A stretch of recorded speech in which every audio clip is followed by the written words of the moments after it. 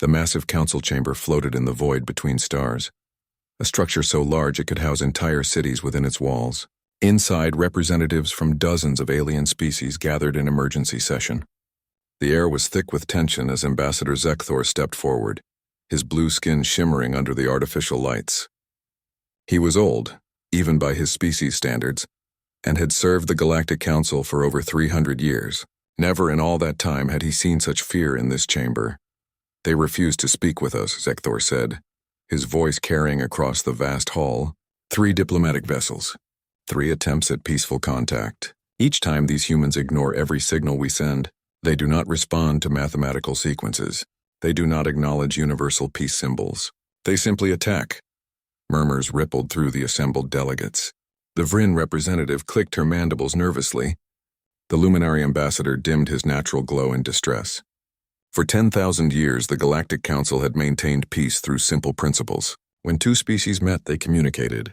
They shared knowledge. They found common ground. It was how civilization worked. Yet these humans from the Sol system seemed determined to destroy everything they encountered. "Perhaps they do not understand our signals," suggested Elder Shenra, her tentacles weaving patterns of concern. She was among the most peaceful species in the galaxy, and the thought of war disturbed her deeply. Zekthor shook his head. "We have broadcast in every known language pattern. We have sent mathematical proofs that even primitive species should recognize. We approached their vessels slowly, with weapons powered down. They fired upon us without hesitation. The diplomatic ship Morningstar was destroyed with all hands. The Unity barely escaped. These humans are unlike anything we have encountered." Far across the galaxy, Admiral Jack Hayes stood on the command deck of Orbital Defense Station Luna. Through the massive viewports, he could see Earth hanging in space like a blue jewel. It was beautiful and fragile, and it was his job to protect it. Jack was 50 years old, with gray in his hair and worry lines around his eyes. He had been a soldier his entire adult life, but nothing had prepared him for this. "Another contact, Admiral," reported Captain Lisa Morgan from her station. She was young, barely 30, but sharp as they came. "Unknown vessel entering Sector 7. Same configuration as the others." Jack felt his stomach tighten. 6 months ago, humanity had achieved faster-than-light travel. It was supposed to be humanity's greatest triumph, the moment they joined the stars. Instead, it had become their greatest nightmare. Within weeks of their first interstellar voyage, alien ships had appeared. Large ships, advanced ships, ships that could destroy Earth without breaking a sweat. "Battle stations," Jack ordered quietly. Around him, his crew moved with practiced efficiency. Commander Paul Bennett coordinated the defense fleet, bringing 20 warships into position. They were pathetic compared to alien technology, but they were all humanity had. "Sir, the alien vessel is broadcasting something," Lisa said, her fingers dancing across her console. "It's the same pattern as before. Mathematical sequences, then what looks like star charts. Targeting data," Paul muttered darkly. He was older than Jack, a veteran of Earth's last major war. He trusted nothing that came from the aliens. They're probably identifying which cities to hit first. Jack wanted to believe otherwise, but how could he? The first alien ship had appeared in Earth's orbit without warning. It had scanned every major population center, its weapons trained on humanity's capitals. Only a desperate military response had driven it away. Since then, more ships had come. Each time they sent strange signals that human computers could not decode. Each time they positioned themselves like invaders preparing to strike. "Open fire the moment they're in range," Jack said. "We cannot let them get close to Earth." Down on Earth's surface, in a cluttered university lab, Dr. Nathan Price stared at his computer screen with growing horror. Nathan was a linguist and mathematician, someone who had spent his life studying patterns in communication. For 3 months, he had been analyzing the alien transmissions that the military provided him, and for 3 months he had been making discoveries that no one wanted to hear. The signals were not targeting data. They were attempts at communication. The mathematical sequences were proofs of intelligence, the universal language of logic that any scientific species would understand. The star charts were not invasion coordinates but maps showing where the aliens came from, a basic introduction. Everything about the alien transmission screamed peaceful intent. But every time Nathan brought his findings to the military, they were dismissed. The generals saw only threats. The politicians saw only fear in the polls. Billions of humans were terrified, convinced that hostile aliens wanted to destroy or enslave them. Anyone who suggested the aliens might be friendly was labeled naive or even traitorous. Nathan tried again, sending his analysis directly to Admiral Hayes. He included everything: linguistic patterns that matched peaceful greetings in dozens of Earth languages, mathematical proofs that showed cooperative intent, even the way the alien ships always approached slowly with their weapon systems powered down. It was all there, clear as day, if only someone would look. On the lunar station, Jack watched as human missiles streaked toward the alien vessel. The ship tried to evade, but human weapons were faster than expected. The alien vessel's shields flared and failed. Secondary explosions rippled across its hull. For a moment, Jack felt triumph. Then he saw the ship break apart, scattering debris across space, and felt only emptiness. "Target destroyed, Admiral," Lisa reported, but her voice held no joy. Jack nodded slowly. Another victory. Another alien ship destroyed. But the victories felt hollow. The aliens kept coming, kept trying to make contact, and humanity kept fighting. How long could this continue? How long before the aliens decided that humanity was too dangerous to tolerate? His computer chimed with an incoming message. Jack opened it absently, then froze as he read Nathan's report. The words seemed to leap off the screen. Peaceful contact attempts. Universal greeting protocols. Mathematical proofs of cooperative intent. The aliens were not trying to invade. They were trying to talk. Jack felt sick. He looked out at the debris field where the alien ship had been. Somewhere in that wreckage were beings who had come in peace. They had tried to communicate, and humanity had killed them for it. And if Nathan was right, this had happened not once but dozens of times. "Get me President Carter," Jack said quietly. Immediately. But even as he spoke, Jack knew the terrible truth. Humanity was not defending itself from invasion. Humanity was starting a war that the galaxy had tried desperately to avoid. And somewhere out in the stars, the aliens were no longer trying to talk. They were beginning to realize that humanity would not listen. They were starting to panic, and panic would lead them to make their own terrible choices. The galaxy was about to learn what humans were capable of when they believed themselves threatened, and humanity was about to learn the price of refusing to listen. The emergency session of the Galactic Council stretched into its third day. Ambassador Zekthor felt exhaustion settling into his bones, but there could be no rest. Not now. Not when the entire galaxy faced a crisis unlike any in recorded history. The humans continued to expand their territory, claiming systems that had been neutral space for millennia, and every attempt at contact ended in violence. "We must act," declared Fleet Commander Voran, slamming his massive fist against the council table. He was a warrior from the Korthian Empire, a species that had mastered interstellar warfare before achieving peace. These humans spread like a plague. They attack our ships. They ignore all diplomatic overtures.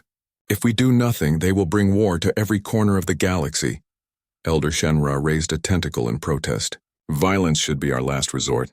Have we truly exhausted all peaceful options? Perhaps if we sent a larger delegation, made our intentions more clear. We have been clear. Voran roared. We have sent messages in every format known to science. We have approached them with weapons disabled. We have offered treaties, trade agreements, and friendship. They respond with missiles and lasers. How much clearer must we be? Zekthor found himself nodding in reluctant agreement.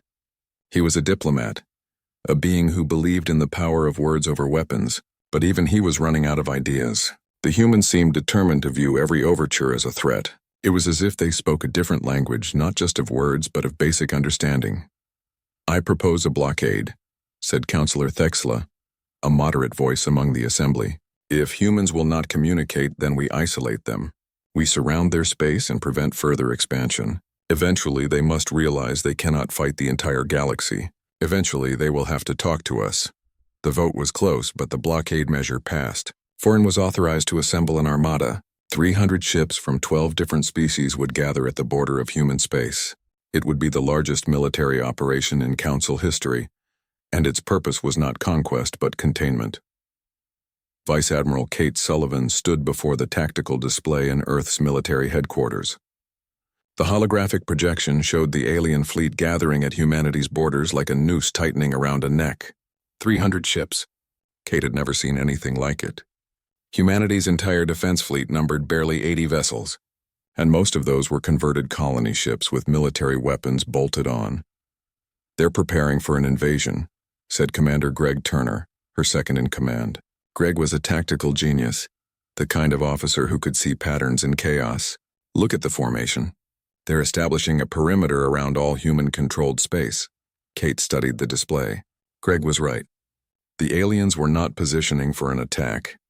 They were setting up a siege. It was almost worse than an invasion. With a siege, humanity would slowly strangle. No new colonies.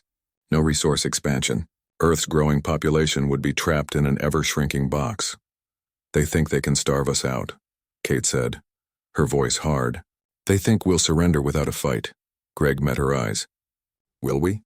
Never. Kate's answer was immediate and absolute. She had studied Earth's history, all the dark chapters where one group tried to dominate another through force. Humanity had been conquered before, colonized before, enslaved before. Never again. That was the promise humanity made to itself when it reached the stars. Never again would humans be victims. Prepare the fleet, Kate ordered. We're going to break this blockade before it fully forms. In the Galactic Council's war room, Voren watched the tactical displays with growing concern. The human fleet was moving, not retreating, not fortifying their positions, but advancing directly toward his assembled armada. It made no sense. The humans were outnumbered almost 4-1. They had to know they could not win a direct confrontation. They're insane, muttered his tactical officer, a Vryn named Kesra. No rational species would attack under these circumstances. But Voren had studied humanity through their own transmissions, the broadcasts that leaked from Earth's communication networks. He had seen their history, their endless wars, their refusal to submit even in the face of certain defeat. Humans did not think like other species. They did not calculate odds and choose survival. They chose pride, honor, and defiance even when it meant destruction. All ships to battle stations, Voren ordered. Prepare for engagement. And broadcast on all frequencies. We do not want this fight. The Battle of New Boston erupted in the space around humanity's furthest colony. Kate led her fleet in personally, commanding from the bridge of the carrier Defiant. Her ships came in fast and aggressive, using tactics that shocked the galactic forces. Human vessels rammed alien ships, their captains choosing suicide runs over retreat. Nuclear weapons detonated at point-blank range, destroying both attacker and target. It was brutal, savage, and completely unexpected. Captain Ryan Blake commanded one of the strike fighters that launched from Defiant. He was 28 years old and had volunteered for every dangerous mission the military offered. Today was no different. His targeting computer locked onto an alien cruiser, and Ryan pushed his engines to maximum. All fighters follow my lead, Ryan broadcast. We're going right down their throats. Lieutenant Amy Foster, flying wing position, felt her heart racing. She was scared, terrified even. But she trusted Ryan. More than that, she believed in what they were fighting for. Earth's freedom. Humanity's right to exist among the stars without bowing to alien masters. The human fighters dove into the alien formation like sharks into a school of fish. They were smaller, faster, and more reckless than anything the galactic forces had encountered. Amy watched as Ryan's fighter slammed into an alien destroyer, the explosion bright enough to blind her sensors temporarily. She blinked away tears and kept firing. The battle lasted 6 hours. When it ended, the human fleet was in ruins. Kate watched from Defiant's damaged bridge as the survivors limped back toward human space. They had lost 40 ships. More than half their fleet was gone. Thousands of humans were dead, but the galactic blockade had suffered too. The aliens had lost 20 ships with dozens more damaged. Voren stared at his casualty reports in disbelief. The Council had not suffered losses like this in over 1,000 years. And the humans had been outnumbered 4-1. What kind of species fought with such ferocity? On Earth, President Linda Carter addressed the planet. She stood in the White House press room, her face grave but determined. Behind her, flags from every nation stood united. Humanity had put aside its old divisions in the face of the alien threat. Today, our brave defenders fought for our freedom, Linda said, her voice carrying to billions of listeners. We lost good people, heroes who gave everything to protect our right to exist. The aliens thought they could cage us, contain us, force us to submit. They were wrong. Humanity will never surrender. We will never bow. We will fight for every inch of space, every world, every star, and we will win. The speech was broadcast across Earth's networks. It was also intercepted by galactic listening posts. Vorin heard it translated into his language, and he felt something he had not experienced in decades: genuine fear. The humans were not going to negotiate. They were not going to retreat. They were going to fight, and they were going to keep fighting until either humanity or the galaxy was destroyed. In his university lab, Nathan Price worked frantically on the alien transmissions. He had finally broken through to Admiral Hayes, convinced him that the aliens wanted peace. But Hayes had been removed from command for suggesting negotiations. The new military leadership refused to even consider that the aliens might not be enemies. Nathan knew the truth that no one else seemed to grasp. This war was a mistake, a terrible, catastrophic mistake built on misunderstanding and fear. Both sides thought they were defending themselves. Both sides believed the other was the aggressor. And with each battle, each death, the possibility of peace grew more distant. He had to find a way to make them understand. He had to stop this war before it consumed everything. But how could one man's voice rise above the sound of weapons fire and the screams of the dying? The war consumed everything in its path like a wildfire spreading across the galaxy. What had started as misunderstanding had grown into open conflict that neither side seemed able to stop. In the 3 months since the Battle of New Boston, humanity had developed new weapons designed specifically to kill aliens. The Galactic Council, in turn, had committed more resources to containing the human threat. Both sides were trapped in a spiral of violence that fed on itself. Captain Ryan Blake stood on the bridge of his new command, the strike carrier, Defiant. After his heroics at New Boston, he had been promoted rapidly through the ranks. Now at 29, he commanded one of humanity's most powerful warships. His mission was simple: hit the aliens hard, hit them fast, and disappear before they could respond. Jump coordinates locked, reported Lieutenant Amy Foster from the navigation station. She had survived New Boston and earned her own promotion. Now she served as Defiant's tactical officer, calculating the complex mathematics that allowed human ships to appear inside enemy formations. We'll emerge right in the middle of their supply convoy. Ryan nodded. All weapons ready. As soon as we drop out of hyperspace, I want full salvos. We have 60 seconds before their escorts respond. Make every shot count. The Defiant shuddered as it entered hyperspace, that strange realm between dimensions where distance meant nothing. Seconds later, they emerged in normal space surrounded by alien freighters. Ryan did not hesitate. His ship's weapons blazed, tearing into the undefended cargo vessels. Explosions bloomed in the darkness as vital supplies meant for the galactic blockade scattered into debris. On the Council's flagship, Vorin received the report of the raid with clenched teeth. Another supply convoy destroyed. The humans were not just fighting his military forces. They were targeting logistics, communications, and infrastructure. It was a kind of warfare the galaxy had not seen in millennia. Most species fought with honor, respecting certain boundaries. Humans respected nothing. They fight like animals, muttered his aide, Kessera. But Vorin shook his head. No, they fight like survivors. Every tactic they use is designed for a weaker force fighting a stronger one. They are not animals. They are terrifyingly intelligent. The council chambers on the neutral station had become a place of constant argument. Some species demanded total war against humanity. The Corthians wanted to mobilize their full military might and crush Earth itself. Others, like the Luminari, still pleaded for peace, but their voices grew quieter with each human attack. Councillor Thexla stood before the assembly with a desperate proposal. We send one ship, one small shuttle, unarmed, crewed by a single ambassador. We broadcast in human languages, their actual words, a simple message: we mean no harm. If they destroy this vessel, at least we will know we tried everything. The vote was close, but the measure passed. The council selected an ambassador from the Luminari, beings of pure light who were incapable of violence. The shuttle was stripped of all weapons, all shields, anything that could be perceived as threatening. Its only cargo was a message recorded in English, Spanish, Mandarin, Arabic, and a dozen other human languages. The message was brief. We mean you no harm.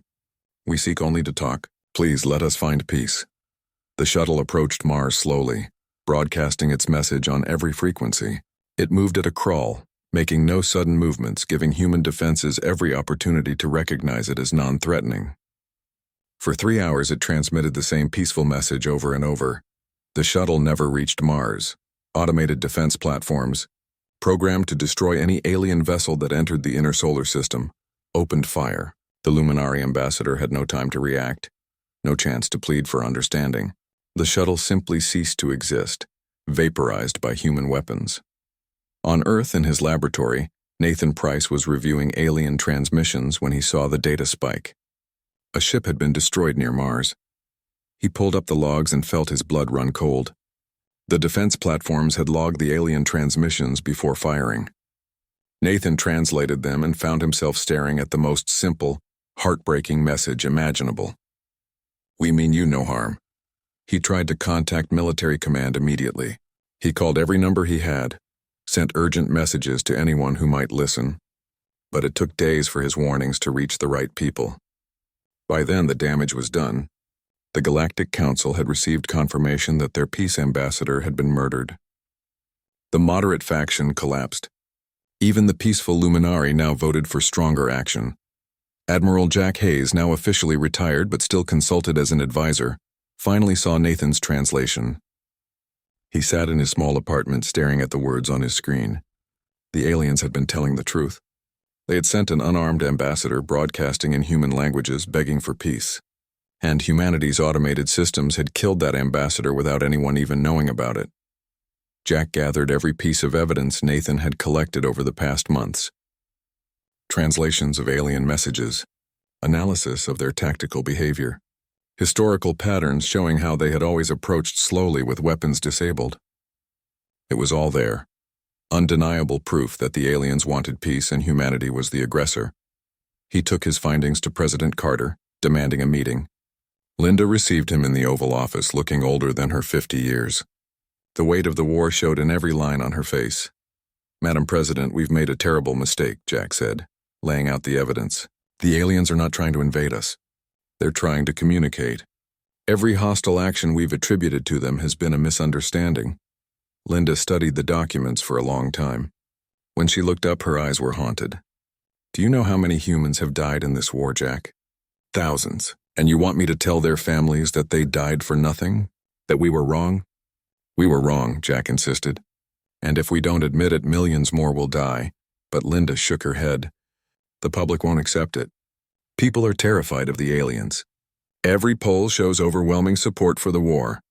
If I try to make peace now, I'll be removed from office and someone even more aggressive will take my place.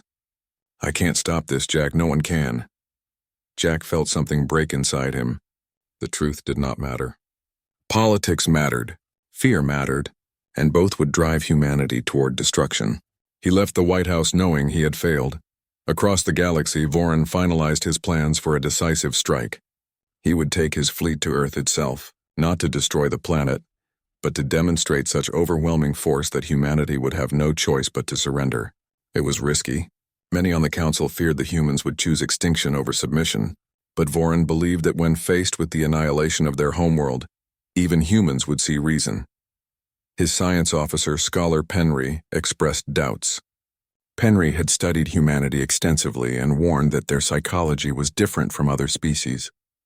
They had a concept called martyrdom, choosing death over dishonor. Their history was filled with examples of humans fighting to the last rather than accepting defeat. "If we threaten Earth, they may launch every weapon they have," Penry cautioned. "They may try to take us with them." Voron considered this. "Then we must be clear. We must make them understand we want peace, not conquest. We will broadcast in their languages. We will give them time to decide. We will show them mercy." The council approved his plan.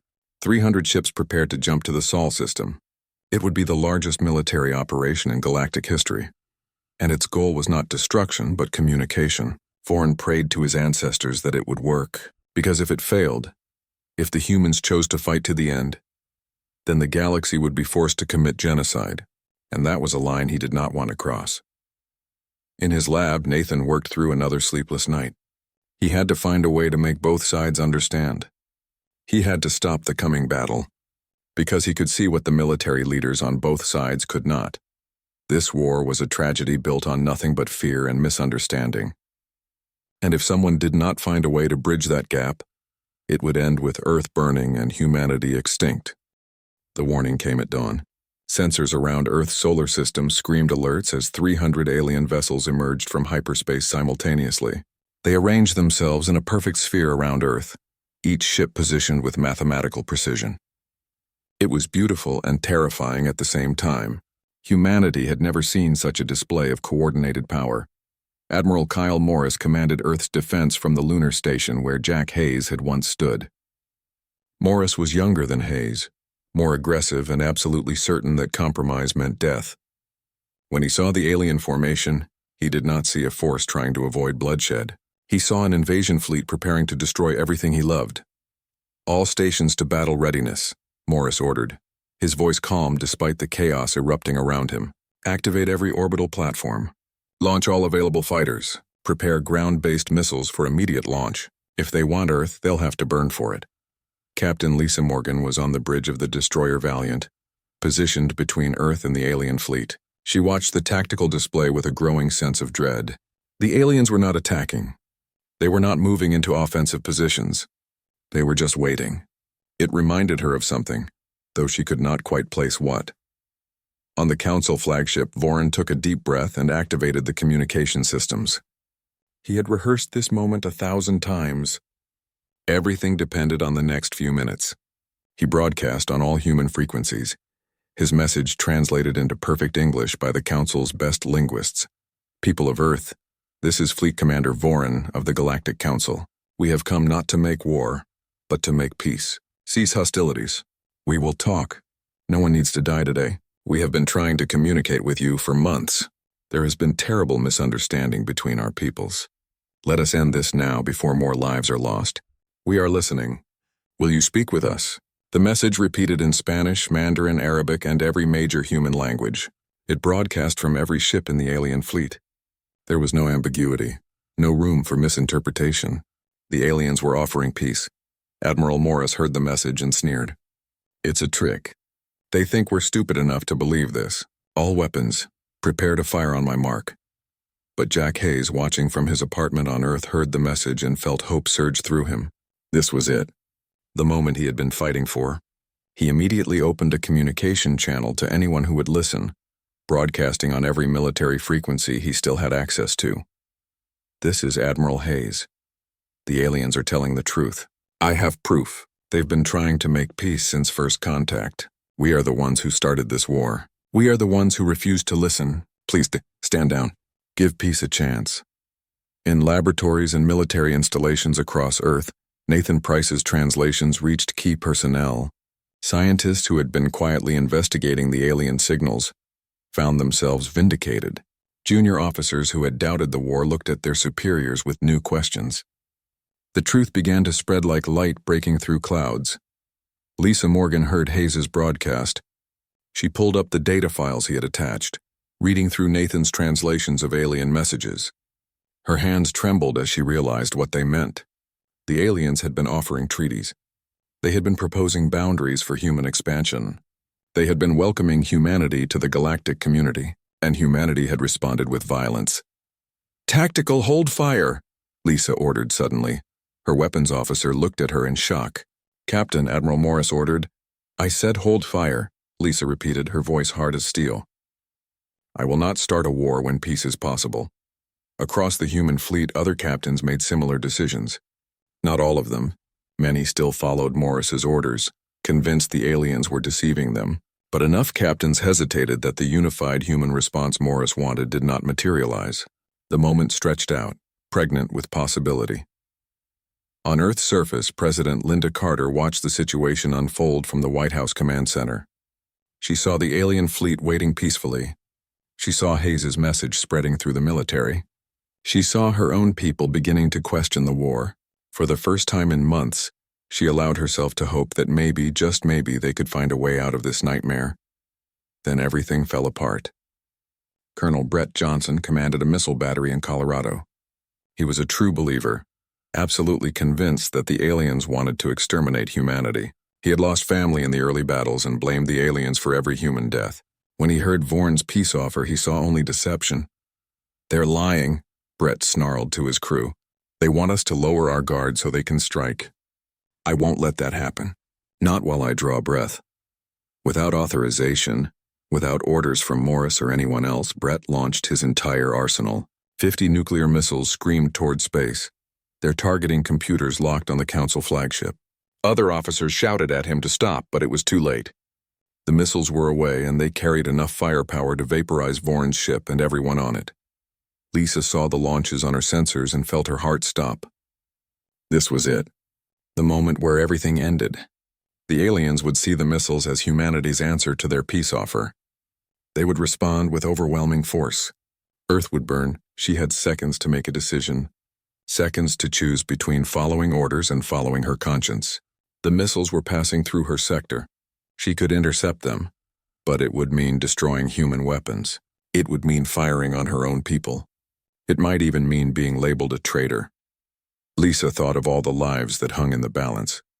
She thought of the millions on Earth who would die if this war continued.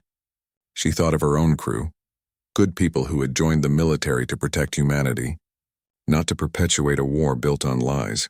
Helm, put us directly in the path of those missiles, Lisa ordered. Her bridge crew stared at her in shock. Her executive officer, Commander Dan Price, stepped forward. Captain, that's suicide. We can, and we will, Lisa said quietly. If those missiles reach the alien fleet, Earth dies. This is the only way. I'm sorry. The Valiant moved into position, placing itself between the missiles and Voron's ship. Lisa opened a channel to her entire crew. This is the captain. What I'm about to do, I do for all of humanity.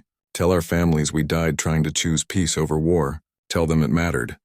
She looked at her crew, these people she had served with for years. Some were crying. Others stood at attention, accepting their fate. Amy Foster, who had transferred to Valiant after serving with Ryan Blake, gave Lisa a small nod of understanding and support. Detonate all missiles at minimum safe distance, Lisa ordered. Full defensive spread. Every point defense system we have. The Valiant's weapons blazed to life. The missiles, detecting active countermeasures, began evasive maneuvers. But Lisa's crew was precise.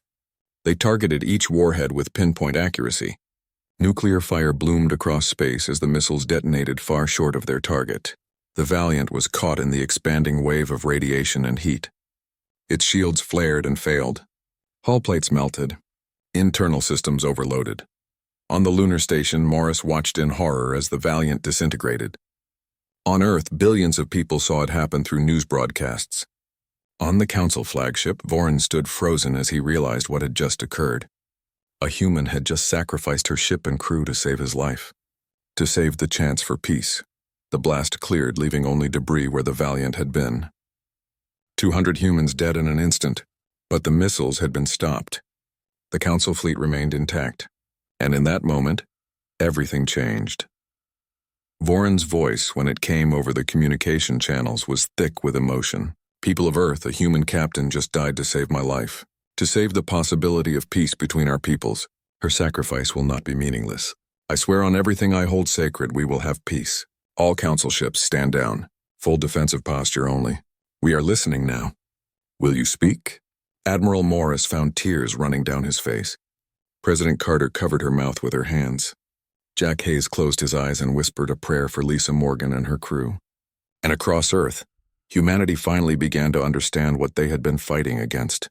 Not monsters, not invaders, but people who wanted the same thing humanity wanted, to live in peace among the stars. The neutral station hung in space between Earth and the nearest Council worlds, a place where no weapons were permitted and no aggression was tolerated. It had been built in the weeks following Lisa Morgan's sacrifice, constructed by both human and alien workers laboring side by side. The symbolism was not lost on anyone. Two species that had been trying to kill each other were now building something together. President Linda Carter walked through the station's corridors toward the main conference hall. Beside her walked Admiral Jack Hayes, restored to active duty and given the title of Chief Diplomat. It was strange for a military man to become a diplomat, but Jack had been the first to understand the truth. He had earned this role through his willingness to listen when others chose to fight. They entered the hall to find Voron and Ambassador Zekthor already waiting. The alien leader stood as the humans entered, a gesture of respect that Linda appreciated. Months ago, these beings had been trying to contain humanity by force. Now they were offering friendship. President Carter, Admiral Hayes, thank you for coming, Voron said in English. The translation technology developed by Nathan Price and galactic scientists had finally bridged the communication gap. Now both sides could speak directly to each other without misunderstanding. Linda took her seat across from the aliens. "Thank you for your patience. I know these negotiations have not been easy." That was an understatement. The peace talks had been grinding on for 2 months. Both sides carried deep wounds from the war. The Council had lost thousands to human aggression. Humanity had lost entire colonies to the blockade. There was anger, grief, and distrust to overcome. But slowly, painfully, understanding had emerged. The Council learned that humanity's communication technology had been incompatible with their own from the start. Every peace message the aliens sent had arrived as static or mathematical gibberish that human computers flagged as potential threats. The humans learned that galactic species approached slowly with weapons disabled, because that was universal protocol for peaceful contact. What humans saw as suspicious positioning, the aliens saw as obvious non-aggression. Zekthor spread his hands on the table. "We must discuss the colonies. The systems you claimed during the conflict are in territory the Council has maintained as neutral zones for thousands of years. Other species have claims to those worlds." Jack leaned forward. "With respect, Ambassador. Humanity did not know those claims existed. We saw empty systems and established settlements. If you had been able to communicate with us from the start, we would have respected your boundaries.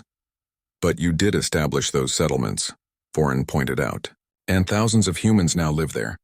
We cannot simply ask them to leave. Yet we also cannot ignore the rights of other species." Linda had anticipated this problem. What if we propose joint administration? Human settlers remain, but they accept Council oversight and agree to share the systems with other species who have legitimate claims. We all benefit from cooperation. The aliens exchanged glances. It was a radical suggestion. The Council had never tried joint administration before, but these were radical times. Finally, Zekthor nodded slowly. "It could work. It would require trust on both sides." "Trust has to start somewhere," Jack said quietly. The negotiations continued through the day and into the evening. They discussed trade agreements, military cooperation, and cultural exchange. The work was exhausting but necessary. Every detail mattered when building peace between species that had nearly destroyed each other. In another part of the galaxy, Captain Ryan Blake commanded the first human vessel permitted to travel galactic trade routes. His ship, renamed the Peacemaker, carried not weapons but ambassadors, scientists, and diplomats. Ryan walked through the ship's corridors, still adjusting to his new role. He was a warrior who had been asked to become an explorer. Lieutenant Amy Foster found him staring out a viewport at the alien space station they were approaching. "Nervous?" she asked. Ryan smiled. "Terrified. Fighting aliens was easier than talking to them." Amy laughed. "At least no one's shooting at us." They docked at the station and were greeted by a delegation of Vryn diplomats. The insectoid aliens clicked their mandibles in what Ryan had learned was their version of a welcoming smile. Through translators, they discussed establishing trade between humanity and the Vryn collective. It was mundane, ordinary work. It was also the most important thing Ryan had ever done. Back on Earth, a memorial was under construction in orbit above the planet. It would honor every human and alien who died in the war that should never have happened. The names were being carved in stone taken from both Earth and the Council worlds. Human names and alien names side by side, united in death as they should have been in life. Nathan Price stood at the memorial site, watching construction robots place the final panels. He found Lisa Morgan's name among the others. Captain Lisa Morgan, hero of Earth, bringer of peace. The word seemed inadequate for what she had done. She had given everything so that both sides might finally hear each other. "She would have been proud of this," said a voice behind him. Nathan turned to find Admiral Hayes floating in a maintenance suit. The older man joined Nathan at the viewport, looking at the memorial. "I never met her," Nathan admitted, "but I've read everything about her. She understood what so many of us missed, that the real enemy was not the aliens. It was our own fear." Jack nodded. "Fear makes us see threats where none exist. It makes us attack first and ask questions never."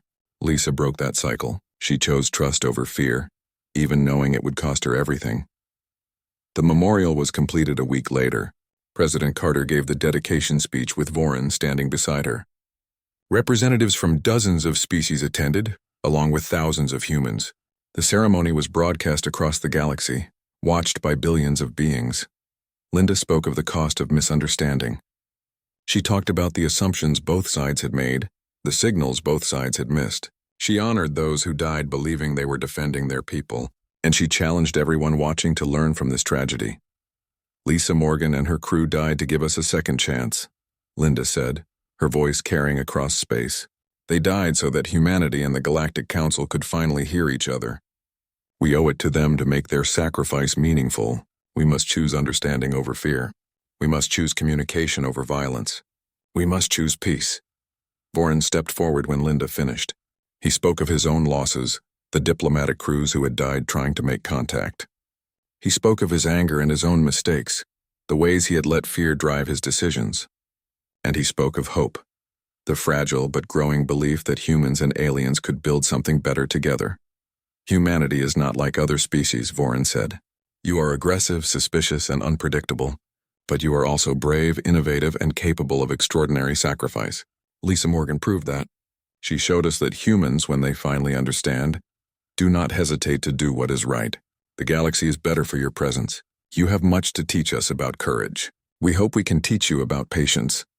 The ceremony ended with a moment of silence. Every ship in orbit, human and alien, dimmed their lights.